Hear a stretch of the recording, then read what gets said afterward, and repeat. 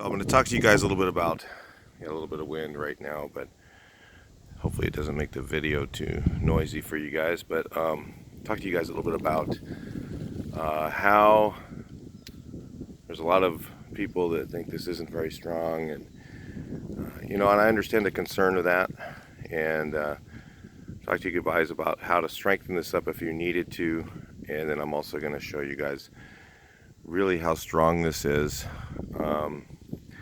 It's actually a lot stronger than it looks. It looks like real thin metal. It looks like it's very weak. And I'm going to talk about some of the things like this edge here. People think that they're going to get cut on this. This actually has a trim piece that goes on here.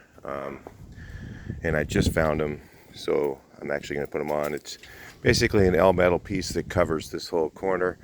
And then, which will also help strength, I'm going to get some expandable foam and spray that in the corners on the inside, and what that does is that will unify the whole corner and make it one stronger piece. So that's one of the things you could do to strengthen your building if you're worried about that. And also you could put the same edge metal right here, and just being that this being an edge like this will give you some more rigidity.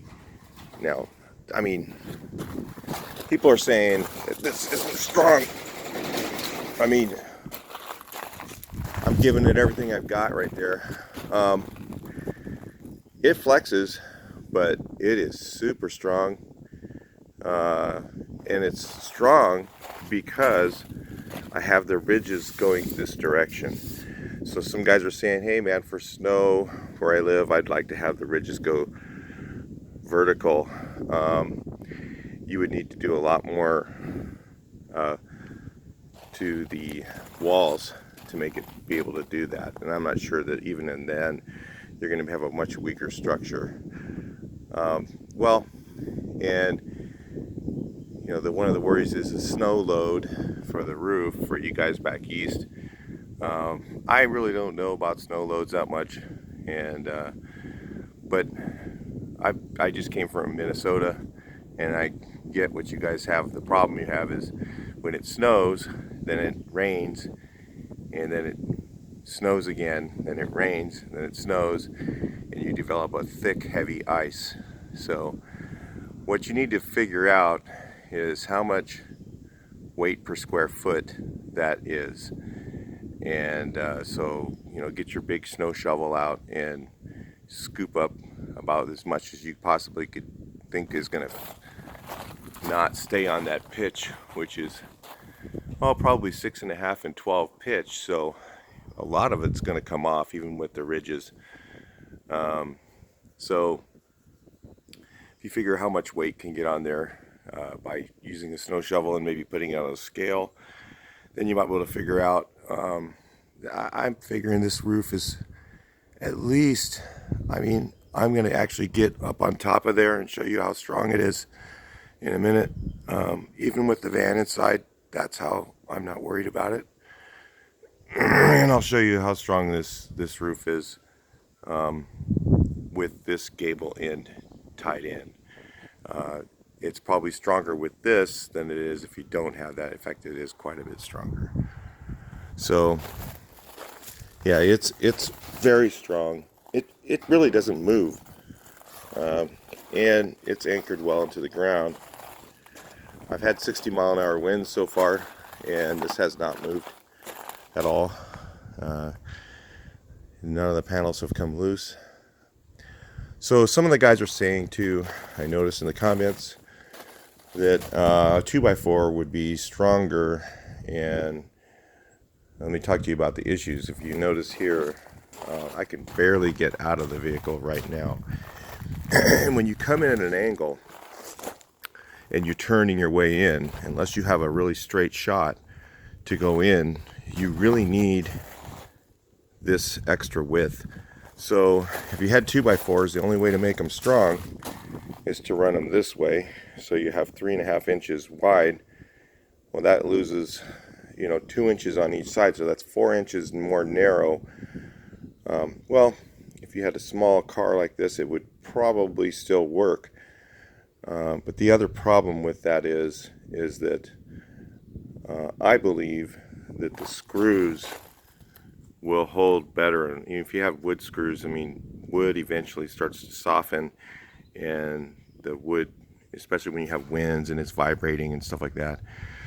And with these rubber washers on here, it keeps tension on there all the time. So those screws don't want to come back out very easily. If you have it on wood, eventually the wood starts to, fail slowly, and then your screws are going to want to come out. Then you're going to lose your metal panels. Then you lose all your strength of the building. The strength of the building is in the bends that are in these metal panels.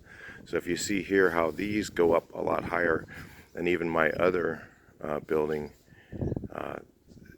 the other building I have, they're a little lower, and this metal is probably, I think, 24 gauge. So it's pretty thick metal, and it's actually pretty heavy.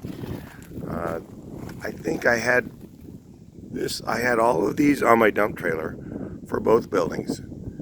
I have two of these buildings, one with the gray poles, one with the yellow, one with the white poles. The white poles are much stronger than the gray poles, just so you know. If you get one that has gray poles in it, they're thinner metal. So you might want to get the one with the white poles if you're really looking for strength. But I had all these on my trailer, and I figured the weight felt like close to 600 or 800 pounds for all of these metal things. So roughly, I'm going to think that this structure weighs about 400 pounds, and that's pretty heavy. So wind to blow this away with it anchored in the concrete is, I'm not going to say it's not there, but I'm just saying, you might want to build one first and then decide what you need to add to it after you built it to make it withstand the winds that you're trying to withstand. Okay, so you might be surprised on how strong this is. Okay, so with that, I'm going to go ahead and jump up on the roof there and show you how strong the ridge is. All right, so I'm sitting on the ridge, and the building doesn't feel like it's moving at all. Here's the ladder. Here's my feet. I'm hanging on the ridge. I could actually scooch all the way along here, and I'm certain that there's no problems with that. So I was sitting right here. I could go all the way along there. I can probably lean the ladder against the side, which I'll do in a second. Show you how strong that is. All right, so I'll just lean the ladder right here. In fact, I'll put it between the two wall pieces here. So I got my two wall pieces and just climb right up. There's no flexing going on here. I could probably even walk right along here. That's how strong this is. And I'm just leaning against it, and I have my van. This is a $60,000 van sitting inside there. So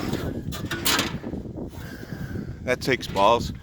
No, it really is super strong. In that section there, if you notice, this didn't quite get hung all the way over, so it's a little weaker than the other side.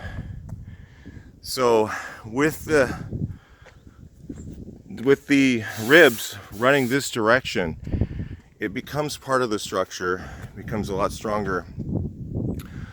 Some of the things you could do to strengthen this up if you were really worried about it, and you were, hey, I don't think it's going to be strong enough. And look, even if it's got poles going that way, I mean, I had guys say, well, you should have these things 24 on center. Really no need for it, because these ribs right here connect this structure together with the white poles. Now, The one with the gray poles I have over here, let's take a look at it. So the one here with the gray poles has a different structure system, and it's got a little more wiggle to it. If you notice, there's a little bit more. Still, I'm pretty sure I could sit on there. I'm pretty sure I could, and it would be fine. So, in fact, you know, if all my weight was on 1 foot, then I might dent the top. Okay, so if your snow load is going to be more than I'm thinking, two of us could get on top of the white pole one for sure. I could get one person on one end and one on the other end, and it wouldn't collapse at all. I'm certain of that. So if you're worried about snow load, you better have some pretty damn heavy snow if you'll use the white poles. Now on the gray poles, you probably would have an issue, and I'll tell you why. It's because this is only like a 3.5 and 12 or 4 and 12 pitch. So your snow is going to stay up there. It's going to get up there. It's going to get a foot deep in some of your areas like Minneapolis and stuff like that. Then you'd want to be concerned. You might want to, at that point, put in some rafters. Like if you put rafters in here and maybe corner, something to strengthen the corners. I didn't even know if you'd need that, but I'm pretty sure the rafters would help out with the weight from the top down. So some of the ways to strengthen these up is you could actually use EMT and your regular metal conduit. If you don't know what EMT is, you could use EMT conduit and actually bend this corner right here and then put it up. And they're 10 feet long, so I think you'd probably reach to the ridge. Pretty sure. Or you might have to put an EMT connector in right here and another piece and maybe bend that over the ridge and connect it. Then you could put twice as many poles in here. And the EMT is a little bit thicker. It's definitely thicker than these poles are. These are very thin. The gray ones are. The white ones, it's a little bit thicker than the white ones even. So your EMT would probably help out. Let me see. Maybe I'll jump up on this. Let me go sit on this roof and let's take a look. Another $12,000 car sitting here. Let's take a look. All right, so I haven't strength tested this one ever, so let's just see how it goes. I'm going to sit right there. This is a 10-foot ladder, so this one isn't not as high as the other one. There we go. All my weights on the roof. I'm wiggling it. It holds 225 pounds. No problem. I could scooch all the way down there. I'm certain it would hold my weight. So I'm certain after sitting here that another person could probably sit. Probably get 3 or 4 people up here even, and it is going to hold the weight. Now, when you figure your weight and you figure you might have 60-mile-an-hour winds, that might change things a little. But like I said, if you build the structure, find out how strong it is, you can decide for yourself what else you need to do to it. There's other things you could do to these to make them stronger.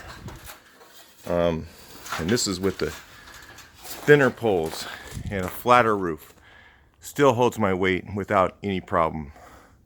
I bounced on it a little bit. So if you're thinking that it's not very strong, think again. This thing's very, very strong. Okay, now as an awning, if you didn't put the sides on it, then it becomes very weak. So if you've seen in areas where you live and awnings blow away, it's because wind gets through here and creates like an airfoil for the roof and makes them want to come off. But when it has sides on it, not only do the sides make it stronger and put some of the strength into to take some of the load and carry it through the other, I don't know what they're called, I guess in building, studs, I guess, but it puts the weight over to the other studs. It makes the whole thing unified and stronger, so that it's just one piece. So it's just like when you build a wall, it's not very strong. Even, I built that shed that's got 16 on center studs. I got 24 on center roof. I built this building here. That's so much overkill in that, because I wanted the attic to be storage. Okay, I know how to build things, guys. I built that shed right there. That's all 16 on center studs and 24 on center roof. It's never going to go anywhere. It'll be gone it'll be gone long after I'm dead. Same with that building. I put in 16 on center, 2 by 12 rafters up there, so I can store stuff up in the top. I can put engines up in the roof, up in the thing of that. So anyway, OSB flooring, and didn't just use nails. I screwed everything down, so it's not going anywhere. But this thing here is a lot stronger than you might think. Like I said, I just sat on there. I'm 225 pounds. I sat on the roof. I'm totally confident that I could scooch all the way across. I don't really have time to do that right now. I could probably get another person to go over on the other side, maybe even 2. I'm pretty sure I would hold 3 to 4 people on that roof. So I'd be really confident I'd have my employee do it, but one of them weighs 300 pounds, so all that in one place, I'd probably still hold him. I'm pretty sure it would. So, but if I had 2 of my other guys here right now, I'd have them all get up. We'd all get up on the roof and have a party up there and show you how strong it is. This thing's very strong, and I don't want to say, and like I said, if you build it, you decide. It's up to you. If you build one of these and it doesn't hold up to what you think, then do more to it. Make it stronger for what you need. This is just an idea to throw out there for you guys trying to store vehicles, who don't want to go get permits for some crazy little thing you want to do like this, and want to make it look nice and be strong. And if you put these corner edges on, maybe I'll grab one real quick. Well, they're pretty buried. I don't have time to do it right now, but there they are. If you can see under there, they're under all this wood. They should be okay. I don't think they got bent down there, but I'm definitely not going to get those out right now. And the trim pieces they came with this building, and I didn't really want to use them on this building, so I figured I'll just use them on the other ones to make the edges look a little more decorative and straighter, Anyway, all right. So anyway, if you're worried about these things, the strength of the building, I just wanted to show you what they're like, and see what they turned out like and how strong they are. And you can consider now, this end of the building, there's absolutely no sway movement at all. So this down here, because of the ribbed areas, it's much stronger on that end.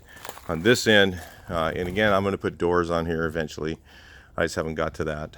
I'm going to have to do 2 barn doors because of the way it's made. I'll probably put an additional pole up there at that point, because it's going to want to sway when I open the doors and shut the doors. It's going to want to move, and I don't want it to. I don't want it to rub on the rocks. So anyway, I'll talk to you in the next video. Please like, share, and subscribe.